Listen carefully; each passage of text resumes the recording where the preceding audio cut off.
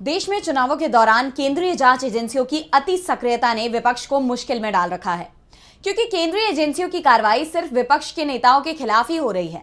वैसे विपक्ष के नेता पूरे 5 साल केंद्रीय जांच एजेंसियों के रडार पर रहे हैं, लेकिन चुनाव के समय यह कार्रवाई पूरी चुनाव प्रक्रिया पर ही सवाल खड़े कर रही है और इसे लेकर 3 पूर्व मुख्य चुनाव आयुक्तों ने सवाल उठाए हैं और चुनाव आयोग से दखल देने को कहा है।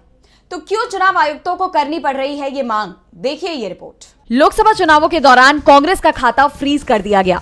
आयकर विभाग ने कार्रवाई के नाम पर कांग्रेस को 3,500 करोड़ से ज्यादा का नोटिस भेज दिया। कांग्रेस नेताओं को ईडी के समन अलग से आ रहे हैं, तो दूसरे विपक्षी दल भी ईडी, आईटी और सीबीआई जांच का सामना कर रहे हैं। इसी साल सबसे पहले झारखंड के सीएम हेमंत सोरेन को गिरफ्तार किया गया, जिन्हें गिरफ्तारी के साथ अपना इस्तीफा देना पड़ा। फिर बीआरएस की नेता के कविता को गिरफ्तार किया गया।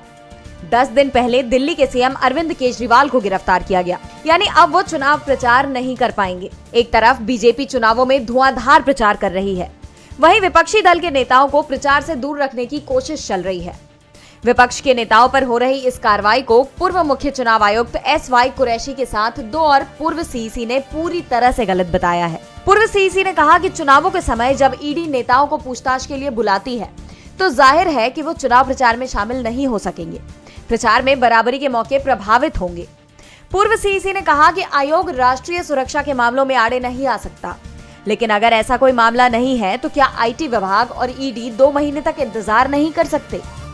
इस तरह की कार्रवाइयों को स्वतंत्र और निष्पक्ष चुनावों में हस्तक्षेप के रूप में देखा जा सकता है और चुनाव आयोग को कम से कम एजेंसियों से मिलकर ये पता लगाना चाहिए कि इस तरह की कार्रवाइयों को चुनाव के समय क्यों नहीं रोका जा सकता। ये चुनाव में समान अवसर को प्रभावित कर रहा है। इससे पहले चुनावों के दौरान कभी इस तरह की स्थितियां नहीं बनी।